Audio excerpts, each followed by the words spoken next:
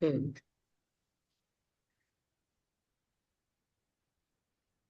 ఓం శ్రీ గురుభ్యో నమ. ఈరోజు శనివారం 31/5/2025 శ్రీ మలయాళ స్వామి వారిచే రచించబడిన శుష్క వేదాంత తమో భాస్కరం అనే గ్రంథం నుంచి లక్ష్మీ మేడం గారు చదివి అవగాహన పరుస్తారు. శుష్క వేదాంత తమో భాస్కరం. కర్మ భ్రష్ట క్షమానష్ట నింద్య తర్కైశ్చ వాదినః కామినః క్రోధినశ్చైవ హింసాశ్చండాః శఠాస్తథా. కర్మభ్రష్టులు అంటే తపోధ్యాన నిష్ఠ చేయక యోగులమని చెప్పేవారు, క్షమలేనివారు, నీచమైన పనులను చేసి అది తప్పు కాదని కుతర్కవాదము చేసేవారు, కామముతో కూడినవారు, కోపము గలవారు, ప్రాణిహింసాది భోజనము చే సంతోషించువారు, నీచాచారము గల క్రూర స్వభావులు, మూఢ స్వభావము గల సఠులు. సఠులంటే మూర్ఖులు అని అర్థం. సఠ అంటే మూర్ఖుడు. జ్ఞానలుప్తాన కర్తవ్యా మహాపాపాస్తథా ప్రియే ఏభ్యో భిన్నో గురు సేవ్య ఏకభక్త్యా విచార్య చ. ఓ ప్రియమైన పార్వతీదేవి, ఆత్మజ్ఞానహీనులైన పాపాత్ముల కంటే మహాపాపాత్ములైన ఈ నీచ స్వభావము గలవారు గురువులగుటకి అర్హులు గారు. వారికి అన్యమైన ఆత్మనిష్ట గల గురుని విచారించి తదేక భక్తితో వారిని సేవించి కృతార్థులు కావలయును. కృతార్థులంటే జయప్రదం కావాలి. ఈ కలియుగంలో ఇప్పుడున్న రాజయోగ భ్రష్టులైన శుష్క వేదాంతులు రాబోచున్నారని తలంచి శ్రీ కరుణామూర్తి అయిన పరమశివుడు భక్తులు మోసపోకూడదని స్కాంద పురాణమందు ఇట్లు చెప్పినారు. ఇట్లున్నవారు గురు ఆరాధన జరపడం ఎట్లనగా గంగమ్మ జాతర కంటే విశేష ప్రబలమై ఉన్నది. నియమించినట్లు కళ్ళు, సారాయి, రామరసము, గంజాయి అంత ప్రబలముగా గంగమ్మకు ఉపయోగపెట్టుట లేదు. వీరి ఈ ఆరాధన సమయమందు వారి సంఘమునకెవరైనా పుణ్యాత్ములు వచ్చినడల వారు ఉపయోగపెట్టుకొను మధ్యమాంసాదులు భుజింపుమని నిర్బంధపరచెదరు. ఆ అధర్మమునకు ధర్మాత్ములు సమ్మతించని ఎడల వాళ్ళందరూ చేరి మీకింకా తెగలేదా, సమత్వం పొందలేదా అని పరస్పర ముఖావలోకనం చేసి పకపక నవ్వుటకు ఆరంభించెదరు. ఇది ఎట్లనగా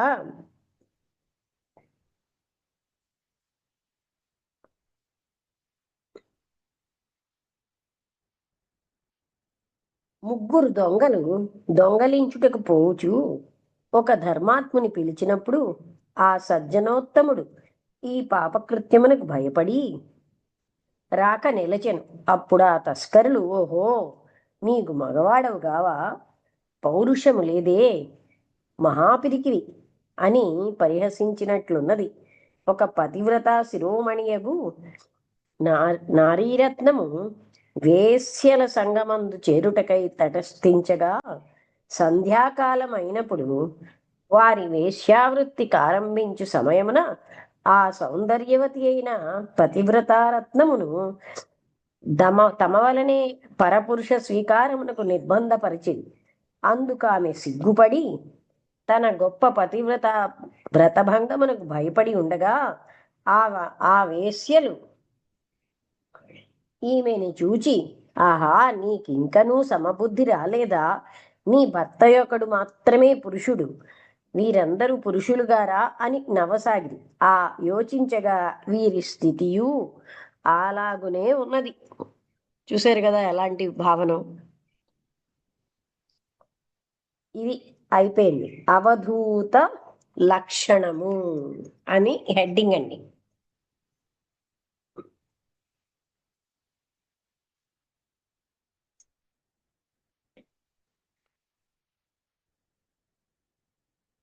ఓ స్వామి, ప్రశ్న.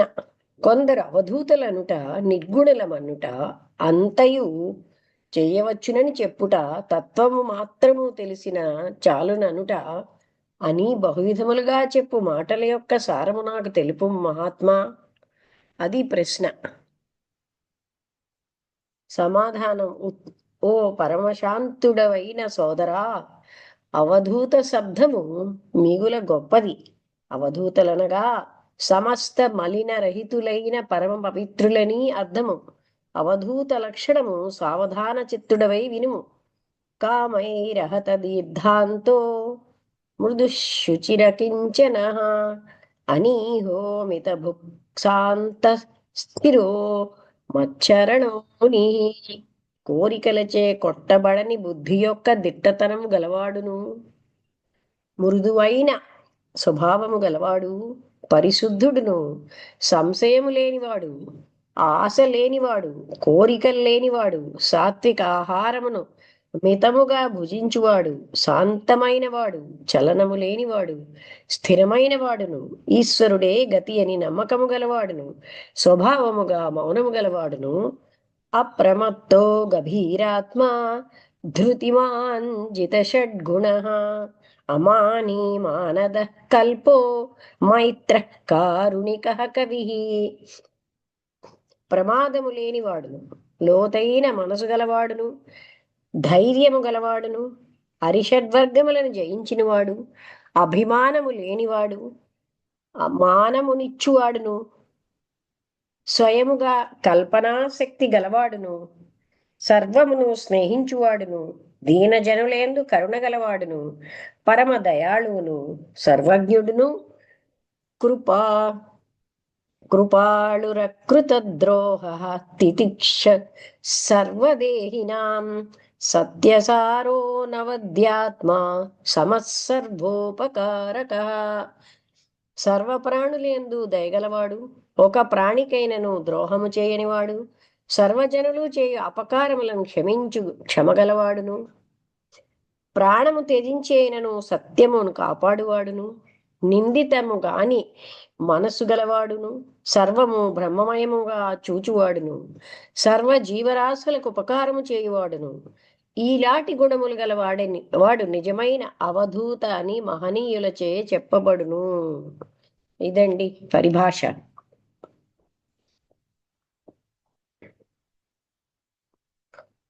అవధూత లక్షణం వర్ణైః జ్ఞాతవ్యం భాగవత్తమైః వేదవర్ణార్థ తత్వజ్ఞై వేద వేదాంతవాదిభిః. అవధూత లక్షణము అక్షరముల చేత నెరుంగదగినదని వేద వర్ణ అర్థమెరింగిన వారును, వేద వేదాంతములు బోధించువారు అయిన భాగవత శ్రేష్ఠులచే చెప్పబడింది. అవధూత అనగా అ వ ధు త అను 4 అక్షరములు. ఒక్కొక్క అక్షరము ఒక్కొక్క లక్షణము చెప్పుచున్నది. ఆశాపాస వినిర్ముక్త ఆది మధ్యాంత నిర్మల ఆనందే వర్తతే నిత్యం అకారస్తస్య లక్షణం. ఆశాపాసమైన పిశాచము నుండి విడవబడిన వాడును. ఆశాపాసం అనేటటువంటి పిశాచం మనస కర్మణ వాచ పరిశుద్ధుడు, అంటే సదా త్రికరణ శుద్ధి గలవాడు. అలాగే మనో వాక్కాయముల చేయు పనులన్నీయును పరమ పవిత్రమై ఉండువాడు, సదా బ్రహ్మానంద భరితుడై ఉన్నవాడును, అనగా ఎప్పుడు ఇంద్రియాది సుఖములందు రమించనివాడు అని అర్థము. ఇది ఆకారం యొక్క, అవధూతలో ఆకారం యొక్క అర్థం ఉంటది. తర్వాత వాసనావర్జితాయేన వక్తవ్యంచ నిరామయం వర్తమానేషు వర్తేత వకారస్తస్య లక్షణం.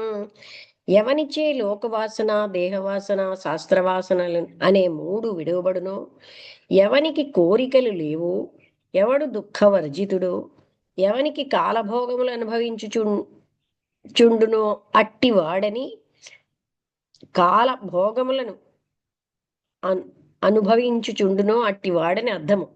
ఎవడు వర్తమాన కాల భోగములను అనుభవించుచుండునో, ఇది వకార లక్షణమని చెప్పబడింది. తర్వాత ధూళి ధూసరగాత్రాణి ధూతచిత్తో నిరామయ ధారణాధ్యాన నిర్ముక్తో ధూకారస్తస్య లక్షణం. దుమ్ముతో కూడిన ఇంద్రియములు గలవాడు, అనగా ఎండ గాలి వాన వినికి భయపడక ధ్యానమందుండుట.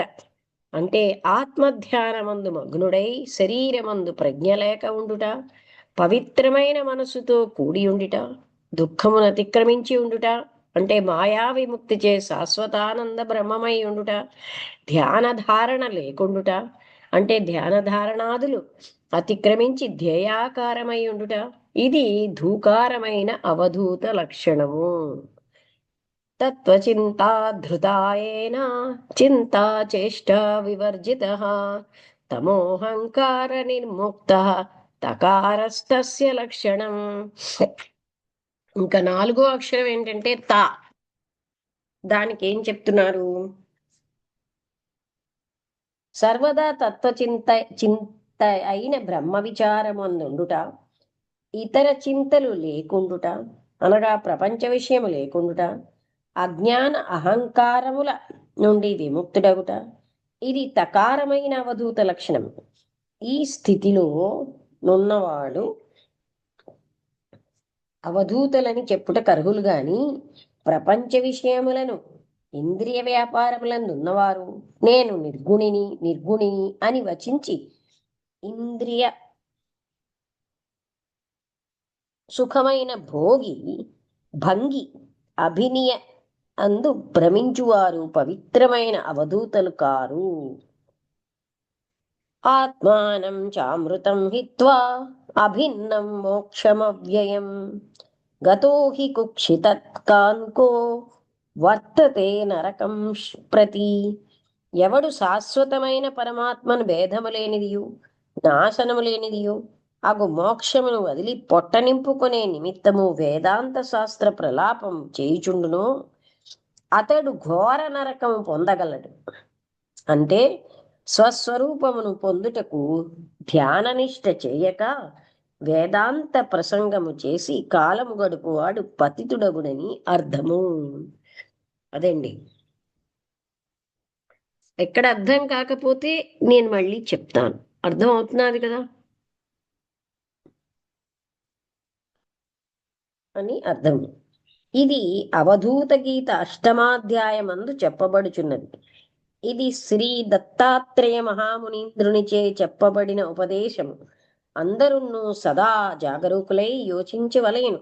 అవధూత అనియు సన్యాసి అనియు రాజయోగి అనియు జ్ఞాని అనియు ముక్తుడనియు పేర్లు మాత్రము భేదము గాని వాస్తవ స్థితి కలతయు అంతయు ఒక్కటే.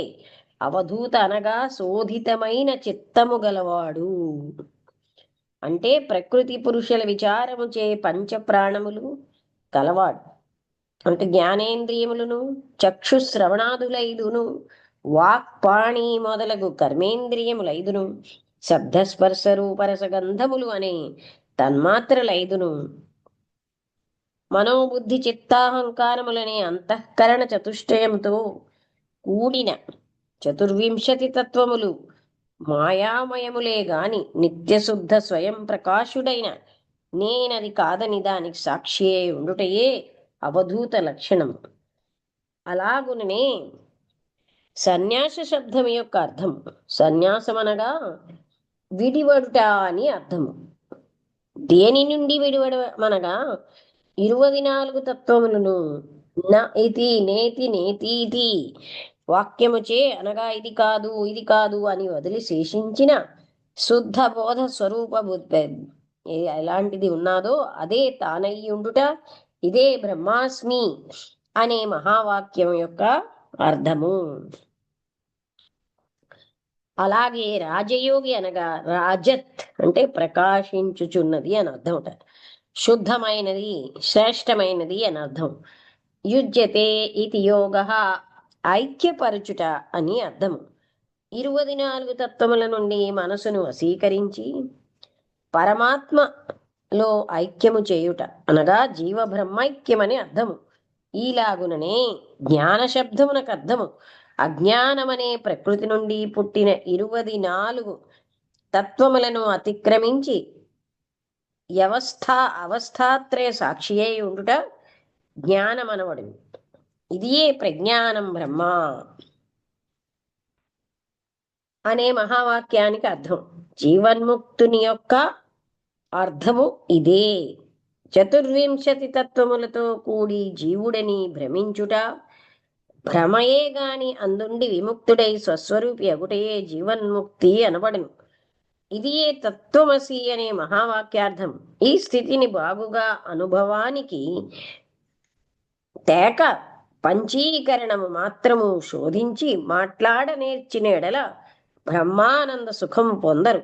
రోగము గలవాడు తన రోగమును కనిపెట్టి తగవగ ఔషధమును తెలుసుకొనిన మాత్రముననే తన రోగము కుదరదు కదా. లేక వైద్య శాస్త్రమంతా చదివినా దాని అందు చెప్పిన ఔషధము సేవించి పథ్యముండని ఎడల రోగము కుదురునా? కుదరదు. అలాగుననే వీరి యొక్క స్థితి ఉండును. ఒక మహాదరిద్రుడు వీధియందు భిక్షమెత్తి జీవించినప్పుడు వాని గృహమందు అక్షయమైన ఒక నిక్షేపము దొరికిన ఎడల తదనంతరము భిక్షమునకు పోక ఆ మహాధనము చే జీవించున్నట్లు విషయాశయనే వీధియందు అల్పసుఖము దుఃఖకరమైన విషయానందము చే కాలము ఇంకా కడుపు వారికి హృదయ కమలమందు పరమాత్మ అయిన శాశ్వత సుఖమగు నిక్షేపము సిద్ధించినప్పుడు విషయభోగమునకు ఆశింపరు. నేను ససవిషాణము చే చేయబడిన మహాధనుస్సుచే గంధర్వ నగరాధిపతియు మహాసూరుడనై వంధ్యాపుత్రుడన్ రాజును ఏక బాణముచే సంహరించి పట్టాభిషిక్తుడనైన సార్వభౌముడని గదా అని చెప్పు మాటలను నమ్మి ఆ రాజు దర్శనమునకు ఎవరు పరిగెత్తిపోవుచున్నారో అలాంటి జ్ఞానహీనులు మాత్రము విషయలోలు రగు వారిని పెద్దలని నమ్మి శిష్యత్వం పొందుటకు వెళ్ళుదురు. వీరి రాజయోగ శబ్దం ఇప్పుడు ఈ స్థితికి వచ్చినది. ఎలాగనగా బొమ్మలాటయందు చర్మచిత్రితములైన శ్రీరామ రావణుల యుద్ధమునకును నిజమైన శ్రీరామ రావణుల యుద్ధమునకును ఎంత తారతమ్యము గలదో అంత తారతమ్యము విషయ విరక్తులైన తపోధ్యాన యోగముతో కూడిన మహనీయులకును వీరికి గలదు. అదండి. అంటే మామూలుగా శుష్కంగా చెప్పేవాళ్ళకి మిగతా అనుష్ఠానం ఉన్న వాళ్ళకి తేడా అది అని చెప్తున్నారు. ఒక్కసారి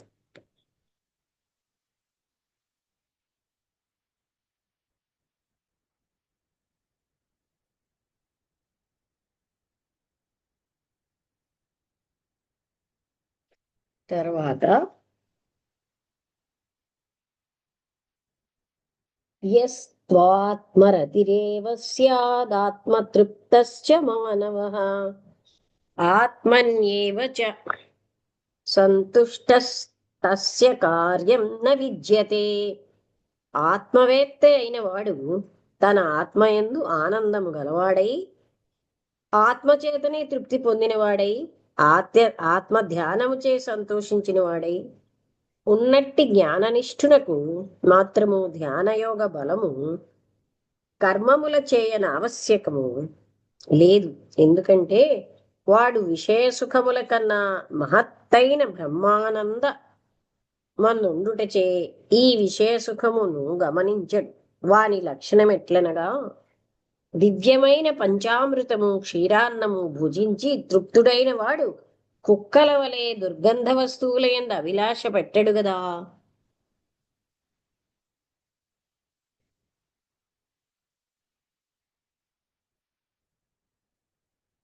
జ్ఞానామృతేన తృప్తస్య కృతకృత్యస్య యోగినః న చాస్తి కించిత్ కర్తవ్యమస్తి చేన్న సతత్వవిత్.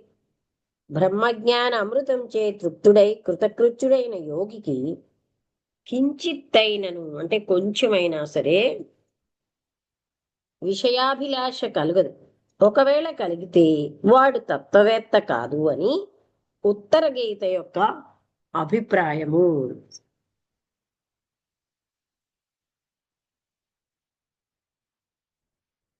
అదండి.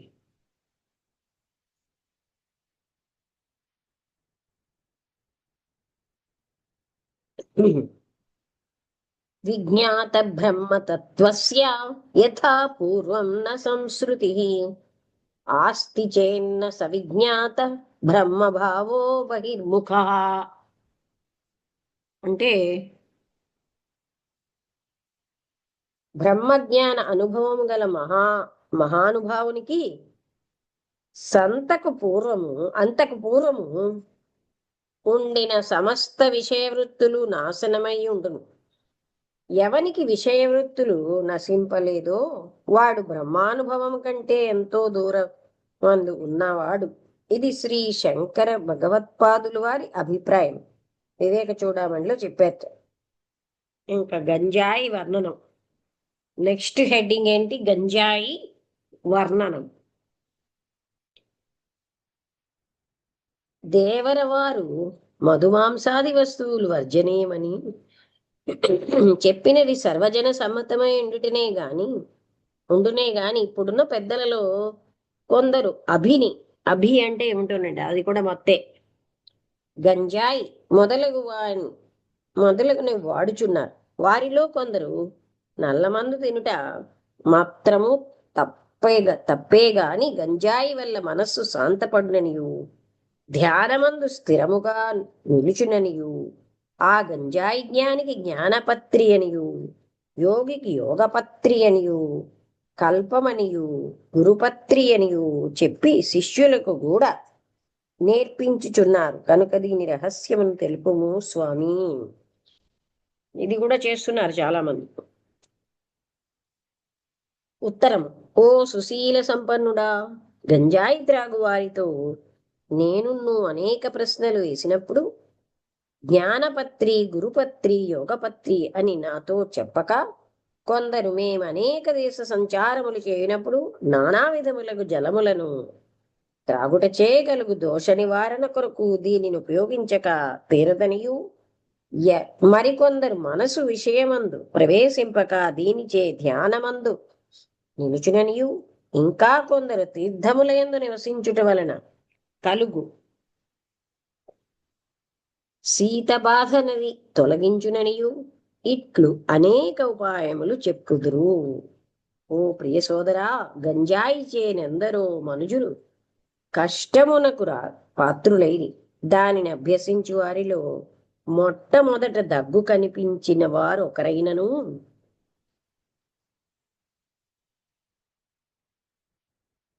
లేరు.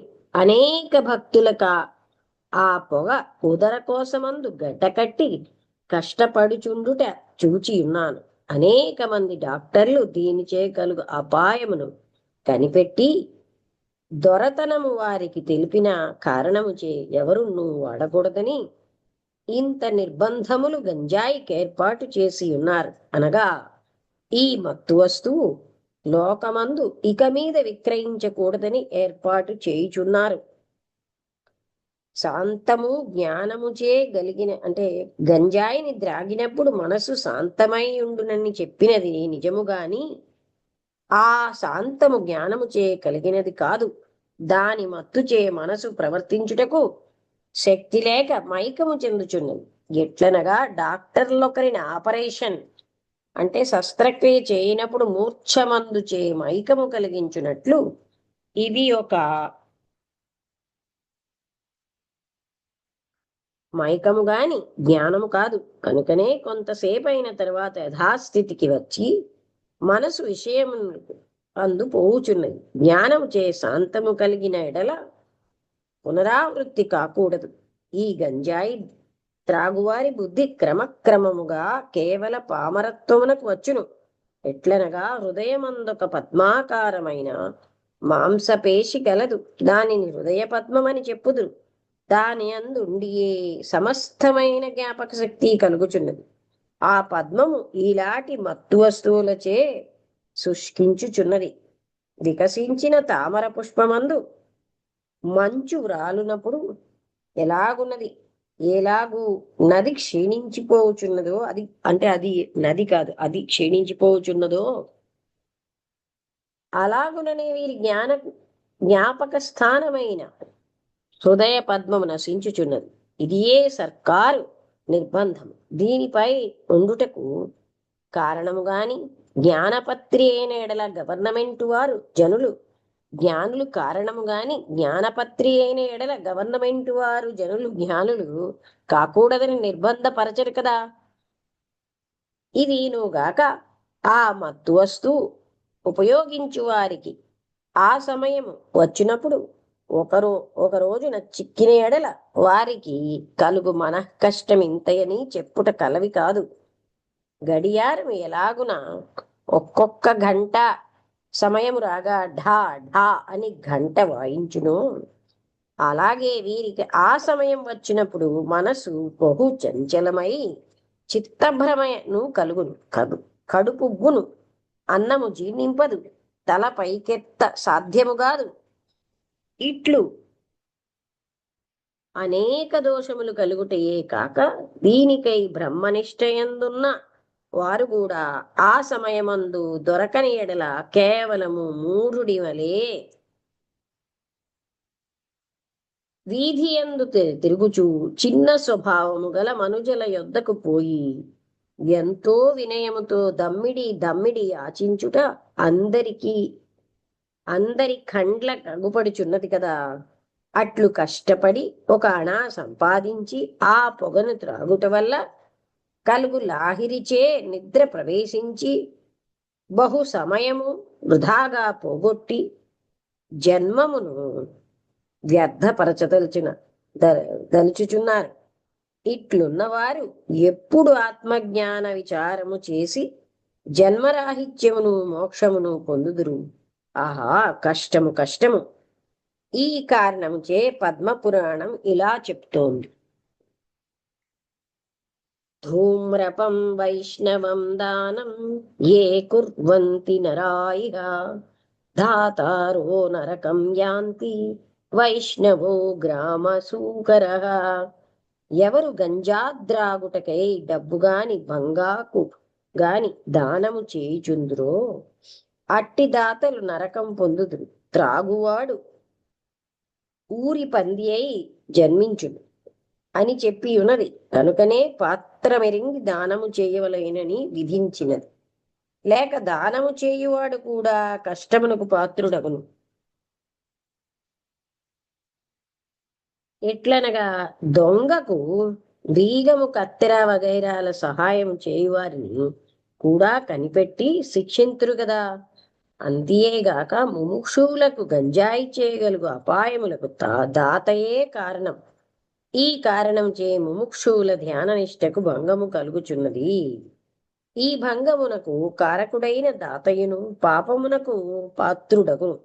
జ్ఞానాభిలాష గల వారికి ప్రాణాయామాభ్యాసముండిన ఎడల ఉదర సంబంధమైన సమస్త వ్యాధులు నశించుటయే కాక సమస్త పాపములు కూడా నశించి మనశ్శాంతి కలిగి శీఘ్రముగా శాశ్వతానంద మోక్షం పొందవచ్చును. ఇంత సులభమైన మార్గం అవలంబింపక ఎందరో మనుష్యులు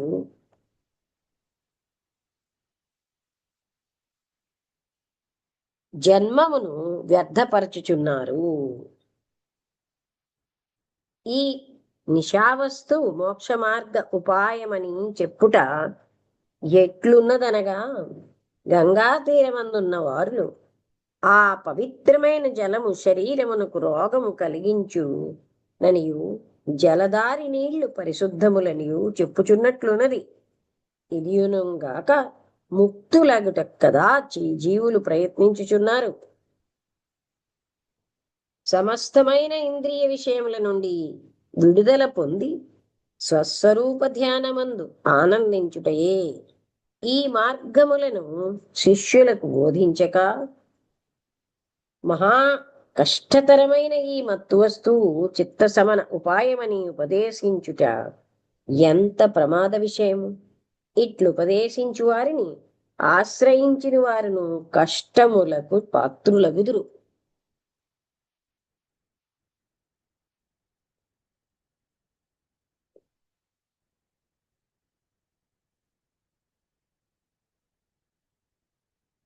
ఎట్లనగా గ్రుడ్డివానితో మరి ఒక అంధుడు పోయిన మార్గం చూపించుటకే వేడుకొనినట్లున్నది ఈ గురు శిష్యుల స్థితి. ఈ నిశా ఉపయోగించు వారిలో ఒకరికైనను విశాల హృదయము గాని అమానుష బుద్ధి గాని నిశ్చయముగా కలగనేరదు. కనుకనే సమస్త ఋషీశ్వరులను శంకర శ్రీరామానుజ శ్రీ మధ్వాచార్యులను ఇలాంటి విషయములన్నిటినీ నిషేధించింది. ఈ ముగ్గురు ఆచార్యుల వారి యొక్క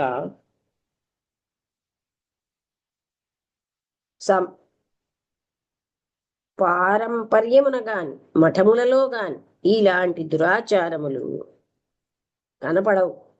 ద్వైతాద్వైత విశిష్టాద్వైతములైన త్రిమతములయందు చేరిన వారే ముఖ్యముగా భరతఖండ మందుండు హిందువులు. వీరికి విరుద్ధముగా నుండు ఈ దురాచార కుక్షులే ఏ ఒక్క పరంపరకు చెందినవారో తెలియదు.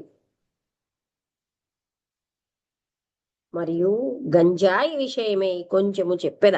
ఇది ఆది కాలంలో హిమవత్ ప్రాంతము హరిద్వార ఋషికేశము మొదలైన స్థలములందు యోగధారణ ఆత్మధ్యాన శక్తి లేనివారు కొందరు సాధువులు శీలించుచు వచ్చినది.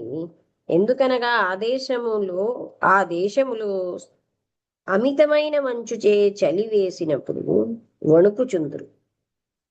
ఆహారమా గోధుమ రొట్టె, పూరి, పాల్బూరి, లడ్డు వగైరాలన్నీయును నేతితో చేసినవి మరియు పాలు, నెయ్యి, పెరుగు విశేషం. అవి అన్నీయును సంపూర్ణముగా తినుటెచ్చే జీర్ణము కాదు. నార్త్ ఇండియన్ భోజనం అవి అరుగుటకై గంజాయి త్రాగుటను అభ్యసించింది. గంజాయి కూడనప్పుడు ఇష్ట ప్రకారము కావలసిన వారు తోటలు పెట్టి పెంచవచ్చును. మరియు ఆ దేశపు వారిప్పుడు కూడా పులుపు కారము తినువారు కారు. ఈ కారణముచే కొంచెము జీర్ణము కొరకై భంగి పత్రి త్రాగుట అభ్యాసము గాని జ్ఞానము కలుగు చేయనని భ్రమచే చేసినది కాదు. మన దేశస్థితి ఎట్లుండుననగా నిప్పుతో సమానముగు ఎండయు పుష్ప సమానముగా నుండి మృదువైన అన్నము, దానిలో వేయు పులుసు, చారు, పూరి వెండి వగైరా అగ్నిద్రావకముల వంటివి మన రాజ్యమా ఆ ధర్మమునకు దూరము. ఈ దేశమందు భంగి త్రాగుట మహా తప్పు. శరీరము శుష్కించి నేత్రము లొట్టపోయి రక్తపుష్టి నశించి త్రాగువారు బుద్ధిహీనులగుదురు. ఆది కాలం ఈ గంజాయి ఊరకే దొరికెడిది. ఇప్పుడా రూపాయి ఎత్తు ₹1 వెలైనది. ఈ పత్రి సంపాదించుటలో సాధువులకు దినమంతయు చాలకున్నది. దీనిని త్రాగువారులు 3 తరగతులుగా ఉన్నారు. కింది తరగతి వారు పత్రి కొరకు యాచన చేసి దినమంతయు వ్యర్థపరచెదరు.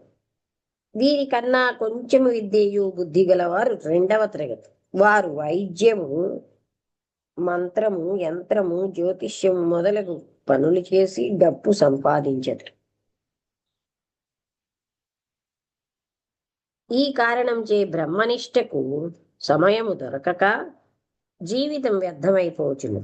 ఇక 3వ తరగతి వీరు కొంచెము శాస్త్ర విచారమును ధ్యాన నిశ్చయను కలిగి ధర్మతత్పరులుగా నొందురు.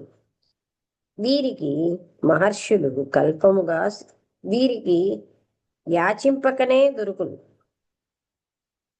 వీరి మతమేమనగా గంజాయిని ఆది కాలమున మహర్షులు కల్పముగా సేవించి దానిచే ఆనందము కలదు గాని ఇప్పుడు సంసారులను ఉపయోగము లేని యశోదా పిల్లవారు కూడా త్రాగుట ఏమని త్రాగుటచ్చే వెల అధికమైనదని చెప్పుదురు. వీరి మనోబలం ఎంత గొప్పది, యోగశక్తి ఏమని చెప్పవచ్చును, ధ్యాన మహిమ ఎంత మహత్తరము, వైరాగ్యమనే మాటకు అర్థమేమి, నీతినీతను వేదాంత శ్రవణ కర్ణమునందెంత మారినది, వాసనాజయము కలిగినదా, మనస్సు స్వాధీనమైనదా అనే విచారము లేదు. శివోహం సోహం అనంత అనంతానంద రూపోహం అను శృతి ఎక్కడకు పోయింది. సచ్చిదానంద రూపోహమజోహమృతోస్మ్యహం అచ్యుతోహమనంతోహం గోవిందోహమహం శివ పరిపూర్ణ స్వరూపోహం అని వేదము చెప్పు వాక్యము ఎక్కడ? అయ్యో పాపం ఇంకను